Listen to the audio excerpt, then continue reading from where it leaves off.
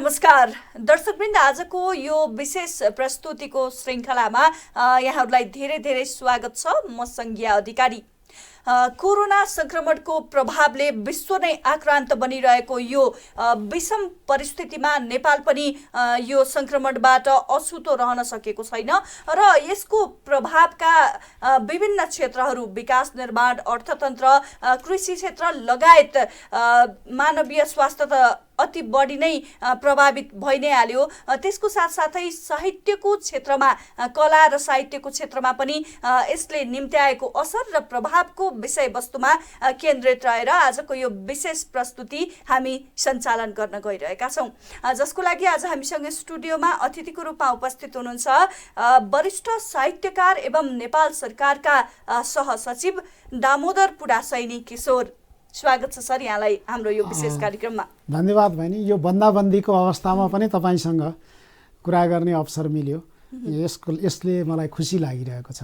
यो विशेष परिस्थितिमा यहाँले पनि समय मिलाएर हाम्रो स्टुडियोसम्म आइदिनु भएकोमा सुरुवातमै म यहाँलाई धन्यवाद पनि दिन चाहन्छु। र अहिले चाहिँ भनौँ न, एक त नेपाल सरकारको सहसचिवको दायित्व एकातिर छ भने वरिष्ठ साहित्यकारको रूपमा साहित्य र रचनाहरू सृजना गर्ने काम भनौँ न कसरी गरिरहनु भएको छ? यो बन्दाबन्दीको अवस्थामा समय कसरी बितिरहेको छ? सुरुवातमा बताइदिनुहोस् न। धन्यवाद त्यसको लागि। अब यो एउटा अप्रत्याशित रूपमा कोरोना भाइरसको असरले विश्वलाई नै आक्रान्त पार्यो र यसले सुरुमा त त्यति धेरै मान्छे डराएको पनि थिएन, पछि डराउनु पर्ने अवस्था नै सिर्जना भयो। किनभनेदेखि अब हरेक मान्छेलाई लखेट्न थाल्यो, मान्छेले मान्छेलाई छोयो भनेदेखि पनि त्यसले पनि असर पर्ने हुनुपर्ने अवस्था आयो र मान्छेको सबभन्दा राम्रो उपाय के भन्दाखेरि घरभित्र सुरक्षित रूपमा बस्ने, त्यहाँभन्दा अरू केही भएन। त्यो भएपछि नेपाल सरकारले पनि चैत्र 11 गतेदेखि कार्यालयहरू, उद्योग, कल कारखानादेखि लिएर सबै कुराहरूलाई बन्दाबन्दीको अवस्थामा ल्यायो। यो जरुरी पनि थियो र यो बिचमा तपाईँले भन्नुभएको जस्तो हामी सरकारी कर्मचारीहरूले चाहिँ अब सरकारी कामहरूलाई पनि तदारुकताका साथ अघि बढायौँ। अफिस नै नगएर पनि हामीले भर्चुअल रूपमा मिटिङहरू गर्ने, अनलाइन सफ्ट कपीहरूलाई चाहिँ घरमै बसेर त्यसको जाँचहरू गर्ने, त्यसको परीक्षण गरेर त्यसलाई सम्बन्धित मातहतको कर्मचारीहरूलाई यसरी गर्नुहोस् भनेर निर्देशन दिने, यो कामहरू पनि हामीले गरिआएका छौँ र आवश्यकता अनुसार बैठकहरू पनि हामीले भर्चुअल रूपमा नै पनि गरिरहेका छौँ र आवश्यकता अनुसार कतिपय अफिसमै पनि उपस्थित भएर गरेको छौँ। तर यतिखेर वास्तवमा दुवै कामलाई अब निकै सन्तुलित ढङ्गबाट अघि बढाउनु पर्ने अवस्था छ। एउटा चाहिँ जनस्वास्थ्य सबभन्दा ठुलो कुरा हो, कर्मचारीलाई अति सुरक्षित ढङ्गले मात्रै काममा लगाउनु पर्ने अवस्था एकातिर छ भने अर्कोतिर सरकारी काम कारबाही जनतालाई दिने सुविधाहरू पनि त्यतिकै रूपमा प्रभावित गर्नुपर्ने छ। र मैले चाहिँ यो बिचमा यहाँले भन्नुभएको जस्तो सरकारी कामहरू पनि गरेँ र त्यसभन्दा बाहेक फुर्सदको बेलामा मेरो 3वटा कृतिहरू मैले अन्तिम रूप दिनु थियो। त्यो थातिरहेको कामहरू, त्यो पुस्तकलाई पनि मैले अन्तिम रूप दिन सकेँ। त्यो एउटा चाहिँ उपलब्धि नै भन्नु पर्यो। समयको सदुपयोग। हजुर, त्यसले चाहिँ कस्तो भयो भने मलाई अब धेरै मान्छेहरू कसरी समय बिताउने, बिहान बेलुका पनि कसरी बिताउने, अब राति सुत्यो फेरि बिहान उठ्यो फेरि सुत्ने काम हुन्छ, फेरि बेलुका बस सुत्ने काम हुन्छ, कसरी बिताउने भन्ने धेरै साथीहरूले फेसबुकमा कसरी गर्ने भन्ने चाहिँ अलमल अथवा अन्यल त्यो दिगदारी मानेको जस्तो देखिएको चाहिँ स्थिति थियो। तर मलाई चाहिँ नराटिकन भन्ने हो भने यतिको अब अहिले 50औं दिन हुन लागिसक्यो, कुनै पनि दिन मैले 15 मिनट पनि मलाई फुर्सदमा त्यत्तिकै फाल्न परेको अवस्था छैन। यो चाहिँ एउटा राम्रो, हामी साहित्यकार हुँदाखेरि एउटा फाइदा के हुँदो रहेछ भने समयको सदुपयोग गर्न सकिँदो रहेछ। त्यो समयलाई उपलब्धिमा परिणत गर्न सकिँदो रहेछ। साँच्चै त्यो एउटा राम्रो भयो जस्तो मलाई लाग्छ। र यसले एउटा के देखियो भने हामी मान्छेहरू जस्तोसुकै बन्द अवस्थामा पनि केही कामहरू गर्न सकिँदो रहेछ, गर्नुपर्ने रहेछ र जस्तोसुकै खुला रूपमा पनि हामीले काम गर्नुपर्ने रहेछ भन्ने चाहिँ एउटा राम्रो ज्ञान यसले दिलायो जस्तो मलाई लाग्छ। सर, अर्को कुरा जस्तो यो विश्वव्यापी महामारीले सिर्जित गरेको विषम परिस्थितिमा छौँ हामी र नेपालमा पनि उच्च सतर्कताको लागि लकडाउन जारी गरिएको चाहिँ लामो समय भइसकेको स्थितिमा यो विषम परिस्थितिमा कला र साहित्यको क्षेत्रमा यो कोरोना संक्रमणले चाहिँ कस्तो प्रभाव देख्ने चाहिँ कस्तो प्रभाव हुने आकलन गरिरहनु भएको छ? यो बडो सान्दर्भिक प्रश्न हो तपाईँको। मलाई के लाग्छ भने अब मान्छे भनेकै हरेक क्षणमा चुनौतीहरू अप्ठ्याराहरू सहने प्राणी हो। चुनौती र अप्ठ्यारालाई नै मान्छेले राम्रो एउटा सफलतामा परिणत गर्नुपर्छ। अब यो भनेको पनि एउटा प्राकृतिक प्रकोपको रूपमा, महामारीको रूपमा विश्वभरि आयो र यो आयो भने हामी यसमा एउटा चाहिँ यो प्रति सजग हुनु पर्यो। अर्को यो प्रति सजग मात्रै भएर भएन, यसबाट हामीले अब उपलब्धि अवसरहरू कसरी सिर्जना गर्ने भन्ने कुराहरू पनि हेर्नु पर्यो। अहिले यतिखेर हामीलाई विश्वव्यापी रूपमा नै अथवा विश्वभरिका मान्छेहरूको लागि एउटा चुनौती आएको छ र चुनौतीको साथसाथै हामी विश्वभरिका मान्छेको लागि एउटा सफलताको लागि सोच्नु पर्ने परिस्थिति पनि सिर्जना गरेको छ। त्यो हिसाबले मलाई के लाग्छ भने कोरोना भाइरसले निम्त्याएको जुन कहर छ, यो कहरले सन्तास मात्रै निम्त्याएको छैन, सन्तासको साथसाथै सफलताको लागि नयाँ सोचाइ पनि सिर्जना गर्ने अवस्था चाहिँ अहिले आएको छ। जस्तो यहाँले भन्नुभएको जस्तो पहिलो विश्वयुद्ध भयो, पहिलो विश्वयुद्ध भएपछि धेरै मान्छेहरू मरे 1914 मा, ठुलो जनधनको क्षति भयो।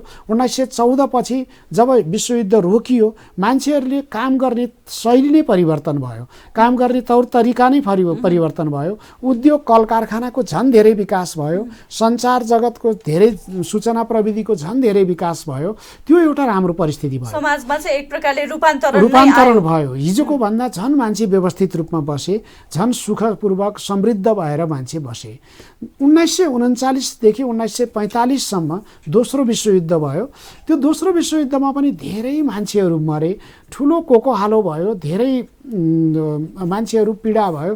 तर के भने त्यो सकिने बित्तिकै विश्वभरि मान्छेहरूले अब योभन्दा राम्रोसँग कसरी बाँच्ने, योभन्दा राम्रोसँग जीवनयापन कसरी गर्ने, योभन्दा राम्रा अवसरहरू के छन् भनेर खोजे। त्यसको परिणामस्वरूप धेरै कुराको विकास भयो। सञ्चार क्षेत्रमा पनि धेरै कुराहरू विकास भयो, डिजिटलाइज प्रविधिहरू आयो, अरू सूचनाको क्षेत्रमा धेरै भयो, विज्ञानले धेरै आविष्कारहरू गर्यो, उद्योग कल कारखानाहरूको धेरै विकास भयो, कृषि प्रणालीमा पनि धेरै परिवर्तन आयो। यसले गर्दा आम रूपमा दोस्रो विश्वयुद्धपछि मान्छेको जीवनस्तर झन् बढी परिवर्तन भयो। अरू हाम्रो नेपालकै सन्दर्भमा हेर्ने हो भने पनि 1990 मा भुइँचालो आयो नेपालमा र अस्ति 2072 सालमा पनि आयो। भूकम्प आफैमा एउटा पीडादायक रूपमा आयो र त्यसले मान्छेलाई झन् धेरैभन्दा धेरै पीडा त थप्यो। तर जो बाँच्यौँ हामीहरू, यसले के गर्यो भनेदेखि झन् नयाँ परिस्थितिहरू सिर्जना गर्यो, नयाँ राम्रा कुराहरू पनि निम्ति आयो। अहिले 2072 सालपछि तपाईँ हामीले देखेकै छौँ, अहिले गाउँ गाउँको मुहार फेरिएको छ। गाउँ गाउँमा बाटाहरू बनेका छन्, नयाँ घरहरू बनेका छन्, स्कुल विद्यालयहरू सबै नयाँ किसिमले बनेका छन्, मान्छेले लाउने खाने तरिकाहरू पनि परिवर्तन भएको छ। यसले म के जोड्न चाहन्छु भने कोरोनाको यो सन्तास मात्रै होइन, हामीले एउटा के भने हुलमुलमा जिउ जोगाउनु, अनिकालमा बिउ जोगाउनु भन्ने एउटा उखान छ नि, हो त्यस्तै यो एउटा महामारीको बेलामा ज्यान चाहिँ जोगाउनु पर्यो हामीले जसरी भए पनि। यो ज्यान जोगाइयो भने हामीभित्र धेरै चुनौतीहरू छन्, यो चुनौतीको साथसाथै अवसरहरू पनि यसबाट धेरै हामीले सिर्जना गर्न सक्छौँ। यसले मान्छेमा नयाँ किसिमका सोचाइहरू आउँछन्, सोचाइमा परिवर्तनहरू आउँछन्, नयाँ प्रविधिहरूको विकास हुन्छ, नयाँ किसिमको कार्यशैली आउँछ। यसले गर्दाखेरि धेरै राम्रो हुन्छ भन्ने मलाई लाग्छ। तर त्यसको मतलब राम्रो हुन्छ भनेर हामी त्यत्तिकै बसेर त हुँदैन। यसको अबको 2-4 महिना 1 वर्ष त धेरै पीडादायक अवस्था आउँछ विश्वमा। किनभनेदेखि अर्थतन्त्र सबै डामाडोल हुन्छ, उद्योग कल कारखानाहरू चलेका छैनन्, रोजगारीको अवस्था छैन, मान्छेहरू रोगी छन्, पीडित छन्, धेरै घरबाट चाहिँ रोजगारी छोडेर हिँड्नुपर्ने त अहिले नै रोजीरोटीको समस्या गरौँ भन्ने किसिमको पनि समस्या आइसकेको छ भनेपछि। तर यसले एउटा के देखायो भनेदेखि हिजो हामी गाउँ छोडेर गाउँमा काम गरेर त्यतिभन्दा धेरै उत्पादन हुन्थ्यो, धेरै आम्दानी हुन्थ्यो, त्यो कुराहरू छोडेर हामी विदेशमा गएर त्योभन्दा सस्तो मूल्यमा त्योभन्दा धेरै दुःख पीडा खपेर विदेशमा हामी गुलामी गर्ने, काम गर्ने र हामी एकदमै ज्यानै फालेर पनि केही उपलब्धि नहुने गरी विदेशमा बस्ने प्रवृत्ति थियो। तर यसबाट हामीले के देख्यौँ भने हाम्रै गाउँघरमा पनि उन्नत ढङ्गले खेतीपाती गरियो भने, हाम्रै गाउँघरमा पनि उन्नत ढङ्गले कुलो, सिँचाइ, विद्युतको कामहरू गरियो भने र हाम्रै पर्यटन क्षेत्रलाई राम्रो गरियो भने त हामी आफ्नो देश पनि विकास हुने, हामी समृद्ध पनि हुने, हाम्रा मान्छेहरू बाहिर जान पनि नपर्ने। जस्तो सरले भन्ने अनुसार चाहिँ विश्वव्यापी अर्थतन्त्र नै धराशायी हुने स्थिति देखिसकेको अवस्थामा यो स्थितिमा अब भने नेपालमा चाहिँ अर्थतन्त्रको सुदृढीकरणको लागि अब भनौँ न भोलिको दिनमा भुकमरी ननिम्तियोस् अथवा चाहिँ अरू किसिमका सङ्कट नआओस् भनेर चाहिँ गर्न सक्ने सम्भावनाको पाटोहरू के देख्नुहुन्छ? मलाई 3-4वटा कुराहरू चाहिँ राम्रो छ हाम्रो नेपालको लागि जस्तो लाग्छ। पहिलो कुरो, जो विदेशबाट अब विदेशमा काम गर्दा गर्दै अहिले फर्किराख्नु भएको छ श्रमिक वर्गहरू र जो चाहिँ सहरमुखी भएर यहाँ बसिरहनु भएको छ नि, उहाँहरूलाई एउटा गाउँ फर्किने परिवेश अहिले यतिखेर आएको छ र गाउँमा गएर खेतीपाती गर्ने, पशुपालन गर्ने, माछा पालन गर्ने, यी कामबाट केही उन्नति गर्न सकिन्छ भन्ने उहाँहरूलाई लाग्छ र त्यसबाट साँच्चै उन्नति पनि हुन्छ। किनभने हाम्रा खेतीपातीमा एउटा विज्ञान सम्मत, प्रविधि सम्मत खेतीपाती गर्ने हो भने त्यसबाट उत्पादकत्व धेरै बढाउन सकिने अवस्था छ। एउटा त्यो हुनसक्छ। अर्को कुरा, दोस्रो नम्बरमा मैले भन्दाखेरि उद्योग कल कारखानाहरू जुन रूपमा सञ्चालन भइरहेको हुनुपर्थ्यो त्यति राम्रोसँग हाम्रोमा भइरहेको छैन। अब अहिले हामीलाई सबभन्दा राम्रो पक्ष के छ भने विद्युत उत्पादनको स्थिति पनि हामी कहाँ राम्रो छ, राम्रो भइसकेको छ। यसले गर्दा उद्योग कल कारखानालाई हामीले तत्कालै सुरक्षित रूपमा त्यसलाई अघि बढाउन सकिन्छ। त्यसले पनि एउटा राम्रो सामाजिक दूरी काम गर्दै जुन किसिमको स्वास्थ्यको मापदण्ड तोकिएको छ त्यसलाई पालना गरेर काम पनि सुचारू गरौँ। खेतीपातीलाई त झन् सजिलो छ। गाउँमा बाहिरी मान्छे आएन भने त गाउँको मान्छेहरू मेलापात गरेर भारो पर्म गरेर काम गर्नलाई त केही गाह्रो छैन, गरि पनि राखेका छन्। हाम्रो खेतीपातीको काम गर्दा त अलिकति डिस्टेन्स मेन्टेन भइ नै हाल्छ। अनि त्यो खेतीपाती गर्नलाई धेरै मान्छे भिडभाड गरिरहनु पर्ने पनि होइन। त्यसले गर्दा त्यो खेतीपातीलाई पनि रोक्नु परेन, त्यो राम्रो हुन्छ। अहिले स्वास्थ्यको दृष्टिकोणले पनि व्यायाम पनि भयो, उत्पादन त हुने भइहाल्यो। अनि उत्पादन हुने भयो, त्यसले अहिले पनि मानिसहरूको सक्रियता भनौँ न चाहिँ त्यो फुर्सदको समय त्यतिकै खेर पनि गएन, त्यो पनि राम्रो भयो। अनि ताजा तरकारी फलफुल खान पाइने भयो, उपभोक्तालाई पनि फाइदा भयो, विक्रेतालाई पनि फाइदा भयो, उत्पादकलाई पनि फाइदा भयो। तर के भने यहाँ बिचौलियाहरूको काम बन्द गरिदिनु पर्यो। कृषकलाई राम्रो, साँच्चै कृषकले नै पाउने गरी सुविधा दिनु पर्यो। जसले दुःख गर्छ उसैले पाउनु पर्यो। त्यो चाहिँ एउटा सरकारी तवरबाट मिलाइदिनु पर्यो। त्यसो भने यो अवस्थामा चाहिँ जस्तो कतिपय बिचौलियाका किसान र उपभोक्ता बीचको बिचौलियाको कुरा अथवा अरू किसिमको विसङ्गतिका कुराहरू थिए हाम्रो देशको कृषिको क्षेत्रमा, त्यसलाई अन्त्य गर्ने हो भने पनि यो सही समय हो। धेरै राम्रो समय र राज्यले यतिखेर म त के भन्छु भने राज्यले नै बरु गाउँमा गएर किनेर ल्याइदियोस् र बजारमा बेच्दियोस्। किनभने एउटा किसानले ल्याउँदा ऊ कमजोर हुन्छ, तर गाउँमा नै उसले मूल्य निर्धारण गरेर गाउँबाट नै उत्पादन उठाइदियो भने त्यसले बिचमा बिचौलियाले खान पनि पाउँदैन, उपभोक्तालाई पनि फाइदा हुन्छ र त्यो कृषि उत्पादन गर्ने मान्छेलाई पनि, कृषकलाई पनि फाइदा हुन्छ। त्यसले एउटा राम्रो काम गर्छ। र अर्को क्षेत्र भनेको जस्तो पर्यटन क्षेत्रलाई पनि हामीले सुरक्षित रूपमा अघि बढाउन सक्छौँ। अब पर्यटकहरू अहिले नै बढिहाल्ने स्थिति त छैन, तर यो अवस्थामा आन्तरिक पर्यटकहरू जान चाहने मान्छेहरू छन्। लकडाउनको कारणले धेरै मान्छे निराश भएको छ, नैराश्य भएको छ। अलिकति भयो भने यसो घुमफिर गरौँ भन्ने छ, तर असुरक्षाको कारणले जान सकिरहेको छैन। यो अवस्थामा राज्यले सुरक्षित रूपमा होटलहरू चलाइदिने, सुरक्षित रूपमा उसलाई पैदल यात्रा हिँड्ने अवस्था बनाइदिने, सुरक्षित रूपमा हिमाली क्षेत्र, पहाडी क्षेत्रहरूमा जाने परिवेश बनाइदिने, त्यो कामहरू गरिदियो भनेदेखि त्यसले पनि एउटा आन्तरिक पर्यटन बढ्छ र बिस्तारै यो कोरोना नियन्त्रण भइसकेपछि विदेशीहरू पनि आउँछन्। यसले गर्दा पर्यटन क्षेत्र, उद्योग क्षेत्र, कृषि क्षेत्र योबाट चाहिँ अर्थतन्त्र, हाम्रो अर्थतन्त्र धेरै अगाडि बढाउन गर्न सकिन्छ जस्तो सर, अर्को कुरा जस्तो अहिलेको यो विषम परिस्थितिमा मानिससँगै दूरी कायम राख्नुपर्ने चाहिँ एउटा अचम्मको अथवा जटिल किसिमको नियम लागू गर्नु परिरहेको स्थितिमा हामी छौँ। यो अवस्थामा अलिकति स्रष्टा वर्गहरूले चाहिँ सृजनशीलता कसरी गर्ने त? मानिसहरूसँग चाहिँ दूरी कायम गर्नु परेको छ, एक्लै बस्नु परेको स्थिति छ भनौँ न, यसले सृजनशीलतामा कस्तो प्रभाव पर्छ? तपाईँ आफै सर्जक पनि हुनुहुन्छ। एकदमै राम्रो प्रश्न भएन यो। मलाई के लाग्छ भने तपाईँले त्यो एकदमै सोध्नुपर्ने कुरा पनि हो जस्तो मलाई लाग्छ। कुरा के हो भने एउटा स्रष्टाले साँच्चै हो समाजमै नदेखेदेखि समाजका मान्छेहरूसितै दोहोरो विचार आदान प्रदान नगर्ने हो भने स्रष्टाले कसरी लेख्ने? आवत जावत पनि गर्न भएन, कतै चाहिँ भनौँ न प्राकृतिक मनोरम ठाउँमा गएर चाहिँ हेर्न पनि भएन, कविता लगायत अरू कुरा फुर्छ भनिन्छ होइन, प्रकृतिसँग नजिक हुँदा यो अवस्थामा त अलिकति थुनिएर बस्नुपर्ने त्यो जरुरी पनि छ होइन स्वास्थ्यको दृष्टिकोणले। तसर्थ सृजनशीलतामा चाहिँ अलिकति असर पर्छ कि जस्तो देख्छु म। केही अलिअलि त पर्छ नै, तर पूर्ण रूपमा पर्दैन भन्छु म। किनभने अहिलेको समय भनेको एकदम विज्ञान प्रविधिले धेरै अगाडि बढाइसकेको छ। अहिले हामी सामाजिक सञ्जालमा क्षणमै विश्वभरि के भइरहेको छ त्यो थाहा पाउँछौँ। विश्वका चित्रहरू तपाईँहरू जस्तै टेलिभिजनको साथीहरूले पनि तुरुन्तै यस्तो जस्तो काठमाडौँ यति सुन्दर भयो भनेर तपाईँहरूले देखाइदिइरहनु भएको छ नि त। त्यहाँ अब ज्याकरान्डा भनौँ, पारिजात फुलेको, बेगमबेली फुलेको, त्यहाँ चाहिँ अरू सयपत्रीहरू फुलेको, मखमली फुलेको कुराहरू टिभीमा तत्कालै देखिन्छ। सडक कति सफा भयो, सहर कति सफा भयो, त्यो हामी देखिरहेका छौँ। हिमाल कति राम्रोसित हिउँ परिरहेछ, पहाडमा कस्तो भइरहेछ त्यो देखिरहेका छौँ। एउटा सञ्चार माध्यमले देखायो। अर्को कुरो सामाजिक सञ्जालहरूबाट पनि मेरो घर चाहिँ सगरमाथाको फेदमा नाम्चे बजारमा छ भने नाम्चे बजारको साथीले नाम्चे बजारमा यसरी हिउँ टन्न परेको छ भनेर देखाइदिन्छ। त्यसले पनि एउटा मान्छेलाई, लेखकलाई धेरै ऊर्जा हुन्छ। र त्यहाँभित्र जस्तो लकडाउनको समयमा भएका पीडाहरू अहिलेको लेखकले लेख्ने भने त समयलाई पनि लेख्ने हो।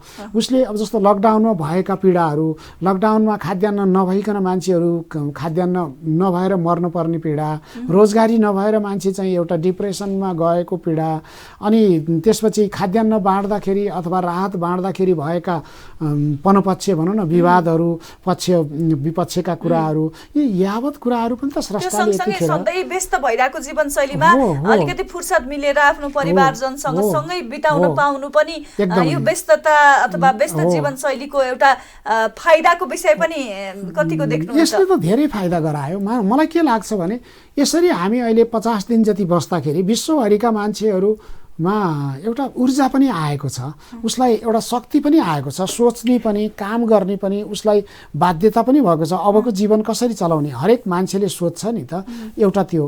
अनि अर्को चाहिँ के छ भने जस्तो माल्थस भन्ने एकजना अर्थशास्त्रीले के भन्नुभएको छ भने यो जनसङ्ख्या त आपसमा बेसरी बढ्छ, हरेक वर्ष बढ्छ, हरेक ठाउँमा बढ्छ। कतिपय कुरो प्राकृतिक कृत्रिम कुराले गर्दा जनसङ्ख्या नियन्त्रण गर्न सकिन्छ, जस्तो परिवार नियोजनदेखि अरू धेरै कुराहरू होला। तर त्यतिले मात्रै जनसङ्ख्या आफसे आफ मिल्दैन, त्यसको लागि प्राकृतिक रूपमै पनि मिल्छ भनेर माल्थसले भने के। जस्तो यस्तै महामारीहरू आउने, भूकम्प आउने, बाढी पहिरो आउने, सुनामी आउने, यावतले पनि मान्छेहरू बेला बेलामा त मरिरहेको छ नि त। र फेरि यो मर्ने भनेको अहिले कोरोनाले मात्रै यति धेरै मरेको होइन, कहिले दादुराले कयौँ लाखौँ मान्छे मरेका छन्, प्लेगले करोडौँ मान्छेहरू मरेका छन् होइन, कहिले बाढी आएर हरेक वर्ष कति मान्छे मरेका छन्, सुनामीले कति मान्छे मरे होइन।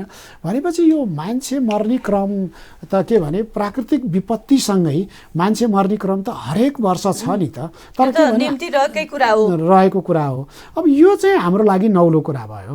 कोरोना भनेको हामीले हिजोसम्म थिएन। हिजो चाहिँ सार्स भन्ने हामी सुन्थ्यौँ, अरू प्लेग भन्ने सुन्थ्यौँ, बिफर भन्ने सुन्थ्यौँ, अरू कुराहरू थियो।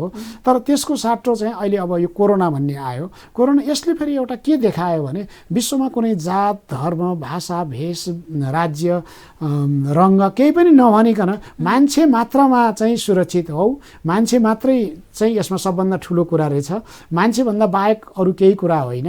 मान्छेले आफ्नो मान्छे बचाउनको लागि पनि यसले अरू सबै जात, धर्म, भाषा, भेष सबै कुरो छोडिदेऊ भन्ने एउटा मान्छेको महत्त्व पनि यसले जगाइदियो।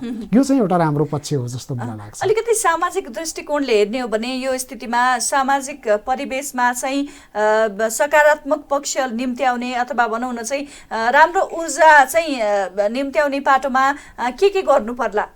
मलाई के लाग्छ भने एउटा कुरा मान्छेको नैतिकताको पक्षलाई बढी बनाउनुपर्छ। नैतिकता भनेको सरसहयोग पनि गर्ने, सरसहयोग पनि लिने। तर अब हामी नेपालीहरूको नढाँटिकन भन्दाखेरि पाइयो भनेदेखि जतिसुकै हुने खानेले पनि जतिसुकै पनि सङ्ग्रह गर्ने। त्योभन्दा पनि अहिले त राहत पनि लिन गएको देखियो होइन? गएको छ। एकदम सम्पन्न मान्छेले पनि राहत लिन जाने। घरमा छ तर उसले सित्तै पाएको छ भने किन नलिने भन्ने भयो। भूकम्पको बेलामा पनि हामीले देख्यौँ एउटै मान्छेले 20औं मुरी चामल चाहिँ नि ल्याएर स्टक गरेर घरभित्र लुकाएर राख्यो भन्ने सुन्न आइयो होइन। अब अहिले पनि त्यसो भयो भनेर धेरै जसो दाताहरूले बरु भात नै पकाएर दाल नै पकाएर लखाऊ भनेर, त्यसो भयो भने त खाने मान्छेले खान्छ, लगेर उसले घरमा राखेर त गर्न सक्दैन भन्ने त्यो एउटा अवस्था त आयो नि त। भने म एउटा के अनुरोध पनि गर्छु यहाँले भन्नुभएको जस्तो भने अब यसले गर्दा हामी नेपालीहरूले पनि एउटा के भनेदेखि सहयोगको भावना र त्यो पारदर्शी ढङ्गले गर्नुपर्ने अवस्था चाहिँ आयो। मैले ढाँटेँ भने त एकछिनपछि मेरो छिमेकले थाहा पाउँछ र त्यो एकपटक ढाँटेँ भने त म सधैँभरि ढाँट्ने मान्छेमा डरिन्छु नि त। त्यसो भएको हुनाले यो एउटा पारदर्शी हुनको लागि, सहयोग गर्नको लागि र यसमा त के रह्यो भने मान्छेले मान्छेलाई सहयोग गर्ने हो, अर्कोले गर्न त सक्दैन। सकारात्मक सोचाइ निम्त्याउनु पर्यो आफैमा चाहिँ र मान्छेले सहयोगको भावना हुनु पर्यो। र यसमा अब मलाई चाहिँ रोग लाग्छ उसलाई लाग्दैन भन्ने पनि होइन, उसलाई लाग्छ मलाई लाग्दैन भन्ने पनि होइन। सबै मिलेर गऱ्यो भने जे कुरा पनि नियन्त्रण पनि हुन्छ, राम्रो पनि समृद्ध पनि बन्न सकिन्छ। मिलेन भनेदेखि त सबैलाई त्यसले घाटा पर्छ भन्ने सोचाइ पनि ल्याउन सक्ने हो। तपाईँ साहित्यकार हुनुहुन्छ होइन? साहित्यकारको आँखाबाट भनौँ न, तपाईँको दृष्टिबाट हेर्दाखेरि अहिले प्रकृति हामीले चाहिँ भनौँ न सञ्चार माध्यमले अथवा चाहिँ अरू सामान्य रूपमा चाहिँ हो प्रकृति रमाएको, कति स्वच्छ हराभरा भएको भन्ने कुराहरू चाहिँ गरिरहेछौँ भने साहित्यकारको दृष्टिबाट चाहिँ कस्तो देखिरहनु भएको छ अहिलेको प्रकृति? मलाई त के लाग्छ भने साहित्यकार भनेको वास्तवमा जहिले पनि रमाउने नै प्राणी हो के। हामी साहित्यमा चाहिँ कस्तो हुन्छ भने पीडाका कुराहरू लेख्छौँ, दुःखका कुरा लेख्छौँ, तर त्यो पढ्ने मान्छेले चाहिँ के भने पीडा पढिरहेको हुन्छ नि त, तर खुसी मानिरहेको हुन्छ क्या। मान्छे रोइरहेको हुन्छ, आँसु निकालिरहेको हुन्छ, तर त्यो पढ्दा उसले आनन्द लिइरहेको हुन्छ। र एउटा साहित्यकारले सधैँ के भने राम्रो कुरा खोज्ने हो, नराम्रो कुराबाट पनि राम्रो के ल्याउन सकिन्छ भनेर हेर्ने हो। यहाँले भन्नुभएको जस्तो अहिलेको प्रकृति हेर्दाखेरि चाहिँ मलाई के लाग्छ भने प्रकृतिले त आखिर आफ्नो नियम त तोड्दैन। मान्छेले तोड्न मोड्न खोजेर प्रकृति आफूमा सोझिने त होइन। उसले त्यस्तो पर्यो भने बरु ठुलो वितरणा ल्याएर पनि मान्छेलाई आफ्नो ठाउँमा ल्याइदिन्छ। अब अहिलेको स्थिति हेर्दाखेरि कति सुन्दर बनाइदिएको छ कि प्रकृतिले। मलाई के लाग्छ भने हिजो हामीलाई काठमाडौँमा मलाई थाहा छ बिहान मैले यो सर्ट लगाएर आएँ भने बेलुका अफिसबाट फर्कँदा यो सर्टको कलर चाहिँ सबै कालो भइसक्थ्यो। त्यो हरेक दिन नधोइकन सुख पनि हुँदैन थियो, अनुहारमा पनि पुरै धुलो मैलो हुन्थ्यो। र यति मात्रै होइन, रुखपातमा हरियोपन भन्ने थिएन, धुलै धुलो हुन्थ्यो काठमाडौँको परिवेश हेर्दाखेरि। र काठमाडौँमा हिँड्दाखेरि सडकमा हिँड्दा पनि धुलो मैलो बाहेक अहिले यतिखेर यदि यस्तो परिस्थिति नहुने हो भने यहाँ धुलो मैलो बाहेक केही हुँदैन थियो। तर अहिले यति राम्रो भएको छ र यो बर्सात पनि हरेक दिन हुन्छ। जबकि यो ग्लोबल वार्मिङ भनेर हामी हिजो भनिरहेका थियौँ नि, विश्वभरि नै एउटा प्रकृतिलाई कसैले नराम्रो नगरेको कारणले वर्षात ठिक समयमा हुने, ठिक किसिमले मौसमको तापक्रम आफै त्यसरी एउटा व्यवस्थित हुने, यो काम पनि एउटा राम्रो भएर आयो। मलाई यतिसम्म लाग्छ मेरो घरमा त्यति धेरै चराचुरुङ्गीहरू आउँदैन थिए, म बालाजुको यता बस्छु, त्यति धेरै आउँदैन थियो। तर अहिले यतिखेर चाहिँ के भने बिहानदेखि बेलुकासम्म त्यो रुखहरूमा चराइचरा कराइरहेको सुन्न पाइन्छ के, त्यो एउटा सङ्गीत सुन्न पाइन्छ। यो एउटा ठुलो अवसर हो जस्तो मलाई लाग्छ।